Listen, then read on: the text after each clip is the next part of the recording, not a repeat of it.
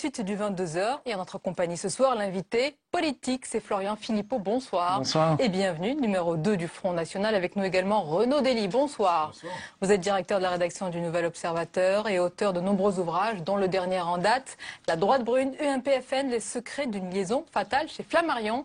Et notre chroniqueur économique, Jean-Louis Gombault. Bonsoir Sonia. Bonsoir Jean-Louis. Et on démarre justement par cette réforme fiscale qualifiée de réforme de tous les dangers. C'est le cas, Jean-Louis? Je pense que c'est le cas effectivement et pour plusieurs raisons. La première serait tout simplement le fait que tout le monde attend le gouvernement sur la baisse. Et lui, il dit, moi, j'avance sur la réforme. Donc, il va paraître tout de suite un peu hors sujet. Et d'ailleurs, on l'a vu à la sortie de Matignon. Remarque du patron des artisans, moi, je veux une baisse des charges. Remarque du patron du MEDEF, nous voulons une baisse de charges. Donc, c'est ça qu'attendent les gens et on leur parle de réforme. Ensuite, il engage ces discussions avec un schéma relativement flou. Parce que généralement, quand on négocie, le gouvernement dit, voilà à peu près mon sujet, n'est-ce pas? Qu'est-ce que vous en pensez? Et là, il leur demande ce qu'ils pensent et il parle de justice, de simplification, donc des termes très généraux. Alors évidemment, il y a beaucoup à faire en matière de simplification.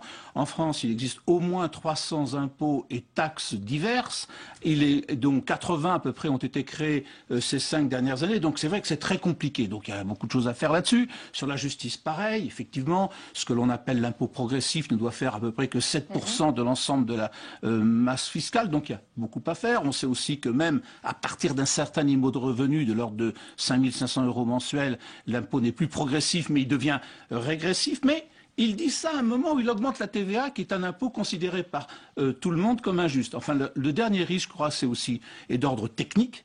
On est sur, le Premier ministre a parlé de remise à plat, mais on est sur des sommes absolument considérables. On est sur 900 milliards d'euros d'impôts en France à remettre à plat dans un débat technique compliqué auquel les gens ne comprennent pas grand-chose. Et comme ils ne comprennent pas grand-chose, on a l'impression qu'ils les mènent en bateau. Donc tout ça, c'est une accumulation effectivement de dangers et de risques qui va être difficile de tenir le bateau. Donc vous dites danger et risque. Malgré tout, Florian Philippot, ça fait des semaines, des mois que vous dénoncez le délire fiscal. Et là, l'exécutif propose quand même, il dit stop, il faut une clarification, un état des lieux, une simplification. Pourquoi lui faire un procès d'intention? Non, on ne lui fait pas un procès d'intention, à tel point qu'on aimerait être consulté. Il ne nous consulte pas. Pourquoi, selon vous? Alors là, l'excuse du jour, c'est on consulte que les groupes parlementaires. C'est-à-dire c'est toujours très variable. Parfois on est consulté, parfois on ne l'est pas pour telle ou telle raison, parfois c'est une autre raison. Bref, il n'y a pas de norme. Enfin, la seule norme qui devrait prévaloir en démocratie et en République, c'est de consulter les forces qui représentent des millions et des millions de Français et qui ont probablement quelque chose de différent à proposer, parce que le problème de cette consultation fiscale, c'est qu'elle va être parcellaire. D'abord, bon, tout le monde a compris que c'était une manip électorale à quelques mois des élections et que ça n'aboutira probablement, malheureusement, à pas grand-chose, sinon ça se mais saurait. vous soulignez l'habileté politique, en tous les cas. Mais évidemment, ça tout le monde l'a compris, mais malheureusement, on est habitué en France aux écrans de fumée, à ces débats qui ne mènent à rien, pour essayer de calmer les foules quelques mois avant les élections. Mais il faudrait y intégrer à ce débat, il faudrait y intégrer la question de l'austérité et de l'euro. Parce qu'en réalité, pourquoi il y a une inflation fiscale? Pourquoi il y a une injustice fiscale depuis des années? Ça date pas de Hollande, hein. Sous Sarkozy et Hollande, en 2 ans, 84 nouveaux impôts avaient été créés. Parce que nous payons l'austérité. Dans un système qui fait 0% de croissance, où il faut renflouer la monnaie unique en permanence, où on s'endette en permanence, il n'y a pas d'autre solution dans leur système que de gérer la pénurie, c'est-à-dire d'augmenter les impôts, créer de l'injustice fiscale, alors que si on était dans un système qui recrée la croissance, qui suppose de changer de modèle économique, de faire du protectionnisme intelligent, du patriotisme économique et de se débarrasser ensemble de ce boulet infernal qu'est la monnaie unique, alors on pourrait créer de la valeur, de la richesse en France, et c'est la seule solution pour ne pas faire l'hyperfiscalité. Vous la constatez, mais qu'est-ce que vous proposez justement? Je vous dis, changer de modèle économique et tourner le dos à l'austérité. Bah oui, j'ai bien compris ça. Aller vers la réindustrialisation, c'est-à-dire la création de valeur. Vaste programme. On fait le protectionnisme intelligent. Quand il y a une concurrence internationale déloyale, on fait comme font la plupart des pays du monde en dehors de cette anomalie qu'est l'Union européenne. Il y a une zone qui est une anomalie dans le monde, qui nous coupe du monde, qui nous isole, puisque nous n'avons ni frontières, ni monnaie nationale, ni souveraineté, alors que 95% des pays du monde ont tout cela. Est-ce que c'est en tournant le dos à l'austérité, en supposant qu'on applique une austérité, peut-être pas une rigueur, que justement on va remettre à plat la fiscalité? Au quotidien. Alors le problème, c'est que on ne démontre pas une bonne politique en faisant le contraire de ce qui est supposé être une mauvaise. C'est ça le problème. C'est-à-dire qu'effectivement, vous dites, je prends le contre-pied, mais pas le contre-pied. Et effectivement, on voit bien aujourd'hui les inconvénients de la politique économique suivie, notamment la question de l'austérité, de la rigueur budgétaire, et en matière que ça pèse sur la croissance. Mais ça ne démontre pas, automatiquement, que de faire l'inverse vous conduirait vers cette croissance que vous recherchez. Continuer dans le même sens. Vous n'arrivez pas à le démontrer. Continuer dans le même sens nous assure que ça n'ira pas mieux. Ça, on peut en être certain. Et on peut quand même regarder ce qui marche ailleurs dans le monde. On peut regarder le Canada, on peut regarder la Corée du Sud, on peut regarder le Japon, les États-Unis. Enfin, ce qui marche, c'est quand même un mélange de patriotisme économique. C'est quand même infiniment mieux que la zone euro, qui est la seule zone dans le monde en récession et qui est à 0% de croissance depuis 10 ans. Moi, je veux bien. Enfin, le bilan de l'euro, il a été fait quand même par beaucoup d'économistes aujourd'hui. Sur l'aspect politique, dont des prix Nobel. Florian Philippot donc nous confirme que vous ne participerez pas dans vos consultations. On y va sans aucun problème. On ne va pas minauder comme l'UMP qui hésite. Mais pourquoi justement ils ne sont pas invités? Est-ce qu'ils sont toujours considérés, le Front National est toujours considéré comme une anomalie de la République, ou est-ce que c'est un parti qui n'apporte pas de solution sur la fiscalité? C'est pour ça qu'ils ne sont pas invités? Je ne suis pas le porte-parole de Jean-Marc Ayrault, donc il a avancé son explication. Il consulte que les partis qui sont représentés au Parlement. C'est une explication traditionnelle d'ailleurs qui vaut ce qu'elle vaut. Donc j'imagine que c'est la solution. Moi, j'ai mon jugement sur la nature du Front National et pourquoi est-ce que le Front National est un parti qui se situe effectivement en dehors des valeurs républicaines. Mais c'est pas en l'occurrence l'argument qui est mis en avant par Jean-Marc Ayrault. Ce qui est intéressant, ce que vous disiez, puisque le débat porte sur la fiscalité, c'est quel est aujourd'hui le programme fiscal du Front National. Et c'est vrai que c'est un peu, Florian Philippot n'a pas répondu à la question tout à l'heure et est parti sur la sortie de l'euro, parce qu'il a changé considérablement de quasiment tous les ans depuis une vingtaine d'années, le programme fiscal du Front National. Je rappelle qu'il y a une époque où le Front National était contre l'impôt sur le revenu. Il préconisait la suppression de l'impôt sur le revenu, la suppression de l'impôt. Non, c'est vrai. La suppression, je vais juste finir. La suppression de l'impôt sur les grandes fortunes. Et donc, c'était le programme le plus ultra-libéral qui soit, qui était, pour le coup, un programme totalement favorable aux catégories les plus aisées. Aujourd'hui, il y a une grande confusion entre un programme social qui est très dépensier. Le programme social du Front National, il faut le reconnaître, est aujourd'hui extrêmement dépensier. Il n'y a pas de réduction des dépenses publiques, des services publics. Ah, pas des services publics. Pas des services publics. De certaines mauvaises dépenses publiques, oui. C'est un coût important. En l'occurrence, là-dessus aussi, le Front National a totalement changé. Et pour autant, en face, il n'y a pas le programme fiscal qui correspond à ce financement-là. Et c'est pour ça que Florian Philippot a sa baguette magique, c'est celle qui nous a sorti tout à l'heure, c'est la sortie de l'euro. Évidemment, si on sort de l'euro, paraît-il, en tout cas d'après le Front National, tout changerait immédiatement. On sait bien que le coût immédiat sera celui d'un renchérissement de l'endettement public de façon spectaculaire. Il n'y a qu'à voir des États, des pays qui ont été, des pays, et je vous laisse juste terminer tout de suite, il n'y a qu'à voir des pays qui étaient au bord de la sortie de l'euro, qui ont tout fait pour y rester, parce que certes, ils sont dans une situation catastrophique, mais ils savent que ce serait encore pire. Par exemple, la Grèce. La Grèce a tout fait pour y rester, et je pense que même si la situation est très difficile en Grèce, ou en Espagne, ou en Italie, il vaut mieux que ces États-là soient aujourd'hui dans l'euro qu'en dehors. C'est marrant l'incapacité en France d'avoir un débat serein sur l'euro. Je veux dire, rationnel. Il y a énormément d'économistes qui travaillent là-dessus. Monsieur Stiglitz, Monsieur Krugman, ce sont des prix Nobel. Monsieur Roubini, en France, Monsieur Sapir, Rosa, Cotta, il y en a beaucoup qui travaillent sur ce sujet-là. On peut avoir un débat serein comme à l'étranger. Je veux dire, évidemment que l'euro n'est pas une réussite, mais il n'y a pas que cela. Il y a l'ouverture totale des frontières. Le fait, par exemple, que l'État aujourd'hui, quand il veut intervenir stratégiquement dans un secteur comme il le faisait encore il y a quelques années, il ne peut plus parce qu'il y a la Commission européenne qui lui tape dessus, parce qu'on a abdiqué notre souveraineté, c'est-à-dire notre démocratie. Parce que c'est ça la République, c'est quand même l'application de la démocratie. Nous sommes probablement infiniment plus républicains que les autres parce que nous voulons redonner la souveraineté au peuple de France. Quant à ce que vous dites, c'est pas vrai sur les dépenses publiques. Le Front National, il veut réduire les mauvaises dépenses publiques, mais il ne veut pas saccager la bonne dépense publique. Mais il y a eu une évolution comme sur votre programme fiscal, mais vous savez, une réalité. Il y a eu une évolution parce que le contexte a beaucoup évolué aussi. Mais vous savez, au moment où le Front National, au moment où le Front National était plus libéral, à ce moment-là, le PS voulait tout nationaliser. Vous voyez, tout le monde évolue. Bon, le contexte a évolué. À l'époque, il y avait encore des frontières, une monnaie, un État. Aujourd'hui, ça n'est plus le cas. Donc, on a évolué, on s'est adapté. On pense qu'il faut faire le protectionnisme intelligent et le patriotisme économique. La mauvaise dépense publique, c'est quoi? Je réponds à votre question. C'est, par exemple, le coût de l'immigration. C'est le coût de l'AME, l'aide médicale d'État réservée aux clandestins. 1 milliard d'euros par an, quasiment. C'est déjà ça. C'est le coût de l'Union européenne. On donne chaque année 20 milliards d'euros au budget européen. On en récupère 13, dont la PAC. Donc, on perd 7 milliards au passage. Je peux vous assurer que 7 milliards par an au passage, c'est énorme. C'est déjà le déficit des retraites. Vous voyez, la fraude sociale. Un rapport parlementaire de juin 2011 dit que c'est 20 milliards d'euros par an la fraude sociale. Créons la carte vitale biométrique. Ça fait des années que c'est dans tous les rapports d'administration. Ça n'est pas mis en place. Voilà des bonnes sources d'économie. Soyons pas idéologues de façon. La carte vitale biométrique, c'est pas idéologue. C'est pragmatique. On sait très bien, par exemple, toutes les études ont démontré de longue date que l'immigration rapporte davantage à la France qu'elle ne lui coûte. C'est vrai. Les études de Nouvelle Ordre peut-être, mais les études sérieuses, il y en a qui disent, vous avez raison, il y en a qui disent que ça rapporte, il y en a qui disent que ça coûte. Monsieur Philippot, vous n'avez que l'adjectif sérieux à la bouche. Essayez de passer aux travaux pratiques. Essayez d'être sérieux 2 secondes, s'il vous plaît. Donc, on sait très bien que c'est pas, il faut pas avoir une position idéologique de ce point de vue-là. Sur l'euro, je pense que sur l'euro, il y a un malentendu. Il ne s'agit pas de dire que l'euro est une monnaie qui fonctionne parfaitement aujourd'hui, mais il y a une différence entre considérer qu'aujourd'hui l'euro est réévalué, est trop évalué, est beaucoup trop fort, et qu'il faudrait par exemple l'abaisser par rapport au dollar, et sortir de l'euro, dont on sait que ça n'est pas la solution. Encore une fois, les États qui sont aujourd'hui dans la crise le savent puisqu'ils font tout. Non, mais faisons la moitié. Imaginons à 50%, vous voulez effectivement dévaluer l'euro. Comment faites-vous, puisque la BCE est indépendante et que l'Allemagne n'en veut pas? Mais justement, il faut réformer la gouvernance de la BCE. Ça, c'est possible de réformer. Il faut Yaka Faucon. Ça, c'est une politique qui ne marche pas. Pardonnez-moi, mais il y a 30 ans qu'on dit ça. C'est ce que vous dites là autour de la table.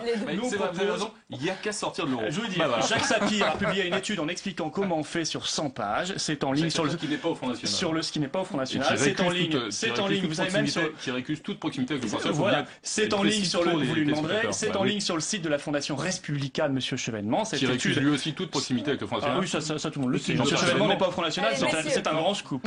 Mais il ne pense pas loin de nous. Celui de l'euro. Mais ceci dit, c'est intéressant d'avoir enfin ce débat de fond, parce que une fois qu'on aura relancé la croissance, on pourra faire cette réforme fiscale, notamment la progressivité plus forte de l'impôt sur le revenu, la progressivité plus forte de l'impôt sur les sociétés pour créer de la justice fiscale. C'est ça qui manque. Alors il y a un autre sujet, Florian Philippot. Alors il serait évidemment abusif de parler de vagues de départ. Donc je ne le dis pas. Mais en un mois, 3 nouveaux adhérents qui venaient au départ donc d'autres partis ont claqué la porte du FN. Tous dénoncent un climat radical et sectaire.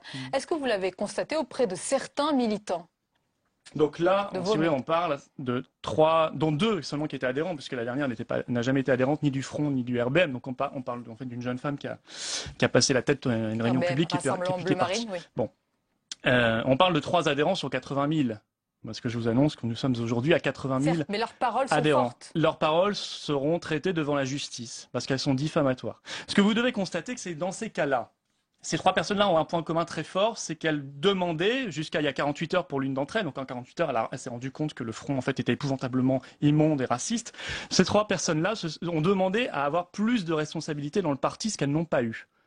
Juste après, elles ont claqué la porte. C'est un peu de ressentiment. Mais c'est classique, hein, c'est normal dans la vie d'un parti. Elles ont claqué la porte d'un parti, mais ce sont des adhérents ou des sympathisants qui n'ont aucune responsabilité, qui ne sont pas élus. Donc de quoi parle-t-on si on parle de 3 adhérents, mais chaque jour, nous faisons des centaines de cartes. Certes. Qui viennent vous aussi, avez de nouveaux adhérents, je ne le dis du pas, PS, vous ne surveillez pas. Demain, par exemple, une personne du Parti radical en Seine-Saint-Denis a demandé à avoir la tête de liste. Vous ne surveillez pas tout le monde. C'est une péripétie classique dans la vie d'un parti. Est-ce qu'il peut y avoir, est-ce qu'il y a des dérives xénophobes des militants FN pendant des réunions, des meetings? Selon ces militants, les réunions du FN sont l'occasion d'échanger en toute liberté des propos qui sont condamnables. Je crois que ça se saurait depuis longtemps, puisqu'à chacune de nos réunions, il y a à peu près 10 ou 15 ou 20 journalistes avec caméra, enregistreurs. Notamment, ce qui est assez drôle, c'est M. Arnaud Cléré parle d'une réunion de formation de candidats à Hénin-Beaumont. Je veux dire, il n'y a pas plus couvert en France pour le Front National que les réunions à Hénin-Beaumont, qui est une ville ultra stratégique. Vous entendez de tels propos, quelle serait votre réaction? Et on peut demander à vos confrères, lors de la même réunion qu'il évoquait, il y avait au moins 50 journalistes. Alors s'il y avait des bonhommes qui se baladaient avec des tatouages nazis, etc., ça se saurait, il y aurait les vidéos et les photos déjà partout. Voilà, vous donc je pense qu'il y a justice contre ces 3 mais devront maintenant, je vois déjà que ce soir ils ont un peu plus de mal déjà à réaffirmer ce qu'ils ont dit, leur mémoire déjà s'évapore. Mais ce qui est intéressant, c'est qu'on a un système affolé. Aujourd'hui, on voit un sondage, nous avons 42% de potentiel électoral au municipal, c'est un record absolu, 55% chez les jeunes. On voit bien qu'il y a un affolement et que le système, Monsieur Copé, qui est de plus en plus, attention au sondage. Monsieur Copé, Monsieur Désir, qui sont de plus en plus semblables. D'ailleurs, on pourrait parler d'Harlem Copé maintenant. Utilisent les mêmes techniques, c'est-à-dire qu'ils ne veulent pas parler du fond. Ils ne veulent pas parler de l'Europe, du chômage, de nos solutions. Mais là, ce sont 3 cas particuliers. Ils préfèrent instrumentaliser les départs d'adhérents. Vous voyez, on est tombé très bas quand même. Non, mais il n'y a aucun rapport avec le système que vous agitez. Le système n'est pas à l'origine de l'existence de ces personnes qui sont ultra minoritaires. On ne parle que de 3 cas. On ne parle que de 3 cas. On fait des dépêches AFP sur sur le départ d'une sympathisante. On ne parle que 3 cas, vous avez raison. Il y a un autre cas dont on se souvient, qui est tout récent, qui était pour le coup une tête de liste du Front National à Rethel dans les Ardennes, qui sur sa page Facebook, insultait de façon raciste, extrêmement grave, Madame Taubira. Donc il y a un certain nombre de cas comme ça. Je veux rendre grâce à Florian Philippot d'une chose, c'est que lui, il représente effectivement la face courtoise, la face propre du Front National, je pense que M. Philippot s'escrime effectivement à essayer de relooker le Front National. Il n'empêche que le Front National est un parti qui a effectivement plutôt le vent en poupe. Il y a des adhérents qui arrivent, y compris des gens de bonne foi, et qui sont surpris de... Alors, vous allez me dire, ils sont naïfs. On ne découvre pas aujourd'hui que le Front National, comme tous les partis d'extrême droite dans son histoire, est un parti foncièrement xénophobe. C'est son programme. C'est pas... Alors, ça ne veut pas dire que tous les gens qui sont... Ça ne veut pas dire que toutes les personnes qui sont au Front National sont xénophobes et racistes, mais c'est sa conception même de l'identité nationale, sa conception même de la préférence nationale, appuie sur un ressort xénophobe en essayant de distinguer les uns des autres les Français d'origine, des Français dits de souche, des Français papiers, etc. La priorité nationale... Non, mais c'est intéressant. Vous savez très bien que c'est vrai. Obligé de mentir tellement ils n'ont plus d'arguments. La priorité nationale, et c'est écrit en toutes lettres dans le programme du Front, tout le monde ira voir, ça distingue les Français. Quels que soient les Français, le seul critère, c'est la carte d'identité des étrangers. C'est pas les Français de souche, tous les discours du Front National, tous les textes du Front National. Vous mentez, vous le savez. Et vous mentez. Ces mots-là. Quant à ce que vous dites, monsieur, c'est intéressant. Je vous demande qu'est-ce qui est xénophobe dans le programme du Front. Vous me dites la suppression de l'aide médicale d'État qui vient d'être d'ailleurs proposée de manière électoraliste par monsieur Copé. Donc dites-le aussi de l'UMP. L'aide médicale d'État, ça date de quand, monsieur? Attendez. Je réponds, monsieur. L'accusation est grave. L'aide médicale d'État date de quand, monsieur? Des années 80, je me rappelle. Non, 2000, Lionel Jospin. Oui, donc avant ça, la France était horriblement xénophobe et raciste. C'est ça? 2000, Lionel Jospin. L'aide médicale d'État, ça coûtait 70 millions d'euros à l'époque. Les Français vérifieront sur Google. Dites-moi, quel est votre objectif chiffré pour les municipales? Qu'est-ce qui s'apparentera, selon vous, à un succès pour le Front National? C'est d'avoir des villes. Aujourd'hui, et d'avoir beaucoup d'élus. Mais vous savez, d'abord, je rends grâce à nos adhérents, nos militants, sur qui on peut s'essuyer comme sur un paillasson dans les médias, alors que ce sont des gens patriotes, courageux, qui aiment leur pays, eux. Et qui... Ça veut dire que quand on n'est pas au Front National, on n'aime pas son pays, monsieur Philippot? C'est-à-dire qu'il y a le parti de la France et le parti de l'anti-France et le parti de l'étranger. Le patriotisme, il est très répandu en France. Le patriotisme n'est pas... Parmi les élites, non, malheureusement. Le Front National n'a pas le monopole du patriotisme. Et dans son programme, loin de là. Parmi ses électeurs et ses adhérents, non, monsieur, et heureusement, parce qu'il n'y a pas que 25% de patriotes en France, il y en a une grande majorité, pas parmi les élites et la caste que vous représentez, c'est vrai. La caste, monsieur Philippot, c'est pas moi qui ai fait l'ENA, c'est vous. En revanche, fils d'instituteur, messieurs, s'il vous plaît, réponse sur les municipales, Renaud Dely.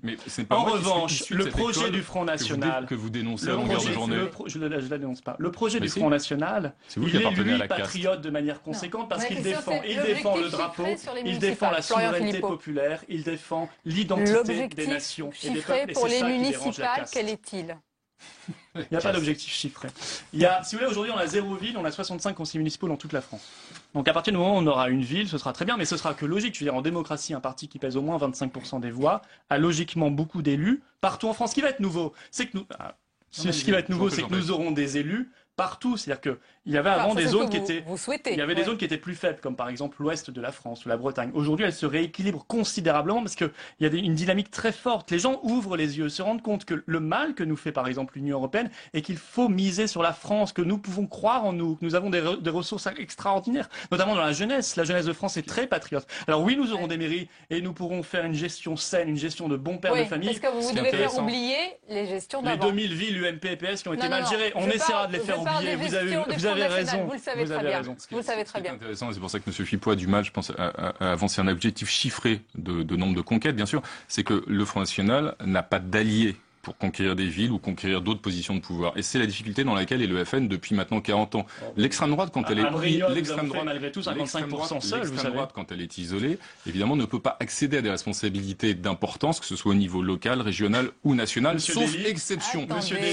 Exception. Et c'est bien là qu'on voit que le vote du Front National est à la fois, il est porté par cette singularité. Je suis contre la caste, dit M. Philippot, comme si lui et les dirigeants du Front National n'étaient pas eux aussi des représentants des pouvoir. Mais si, mais la caste, c'est une idéologie, monsieur. Mais la caste, mais vous êtes vous-même issu d'une caste, en l'occurrence l'ENA. Vous êtes issu de cette école qui a formé toute la technostructure que vous dénoncez à longueur de journée. Et pour autant, le fait de se poser en unique alternative à l'ensemble du système politique fait que le Front National est confiné à l'impuissance parce qu'il ne peut pas accéder aux responsabilités. C'est toute la difficulté du vote Front National et de l'impuissance de ce vote. Je dirais simplement que pour l'ENA, oui, je suis fils d'instituteur du nord de la France, vous voyez, donc c'est la méritocratie républicaine. J'en suis fier, j'ai fait HEC l'ENA par mon travail, moi pas par l'héritage, pas par moi aussi, le moi j'ai piston, hérité de rien. Mais je n'ai pas dit l'inverse. Pourquoi vous dites ça? La caste, c'est une idéologie. idéologie. Comme ça à mon endroit. Je parle de vous là, ne croyez pas qu'on parle tout le temps de vous, vous n'êtes pas au centre du monde. Je parlais d'autre chose. Je parlais d'autre chose. Je dis que la caste, c'est une idéologie. Quand vous avez en permanence une incapacité d'aller sur les débats, par exemple sur l'euro, une incapacité de débattre de l'immigration, une incapacité de débattre de certains sujets, vous êtes dans le conformisme absolu. Et les Français, mais les Français le voient. Ne croyez pas qu'ils ne le voient pas. Et d'ailleurs, c'est pour ça que les ventes de la presse s'effondrent. Parce qu'il y a une uniformité de pensée. Mais, Monsieur Dely, nous continuerons ce débat plus tard. Mais c'est vrai qu'il est intéressant parce qu'on est totalement à l'opposé sur tous les sujets. Et vous reviendrez sur ce sujet. On parlera évidemment de l'Europe à venir avec d'autres élections, les prochaines européennes. Merci Florian Philippot. Merci Renaud Dely. Merci Jean-Luc Gombault. En bref, ce soir, le pape François et Vladimir Poutine qui s'expriment ensemble pour une solution négociée au conflit syrien. Le président russe qui était reçu pour la première fois par le pape afin d'aborder notamment les relations entre catholiques et orthodoxes. La dernière page de 22h à présent, avec tout ce qui vous a échappé dans le reste de l'actualité. Regardez, c'est le tour de l'info. Il est préparé par Agathe Apekasta.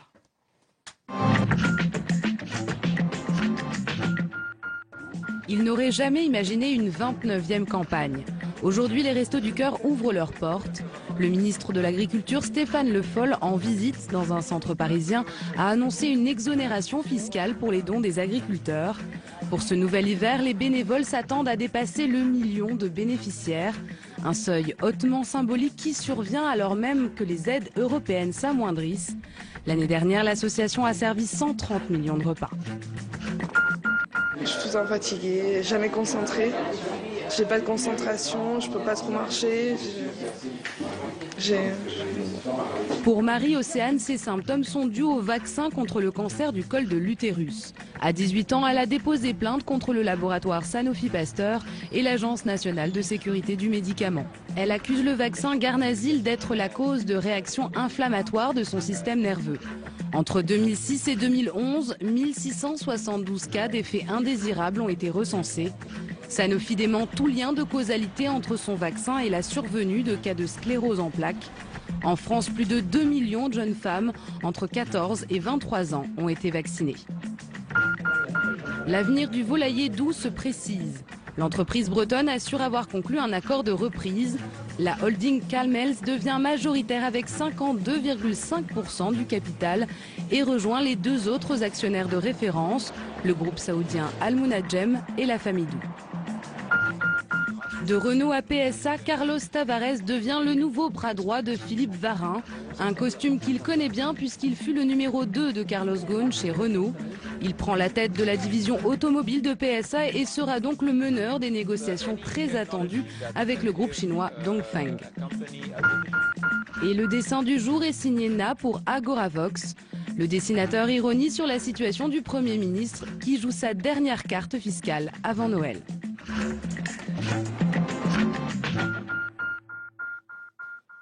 Et on arrive à la fin de ce journal. Merci de nous avoir suivis. Restez avec nous comme tous les lundis. C'est votre soirée documentaire avec un film autour de Silvio Berlusconi, pouvoir et décadence. Tandis que les démêlés judiciaires du Cavaliere n'en finissent plus de faire la une de l'actualité, nous revenons ce soir sur la vie sulfureuse d'une des figures politiques les plus marquantes de ces dernières années. Et c'est tout de suite. Belle et agréable soirée. À demain avec plaisir, bien sûr.